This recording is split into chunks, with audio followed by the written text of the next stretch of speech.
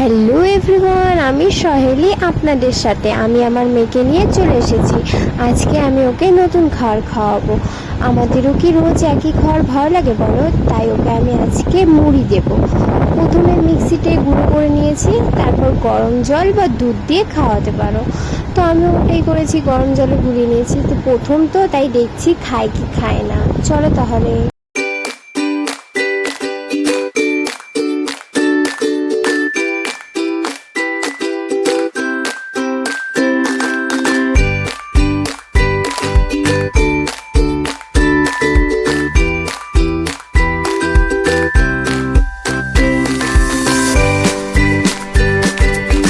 আমার মেয়ের তো খাওয়া হয়ে গেছে। তোমরাও কিন্তু তোমাদের বাচ্চাদের একবার ট্রাই করতে পারো, এতে কোনো ক্ষতি নেই, গ্যাস হবে না।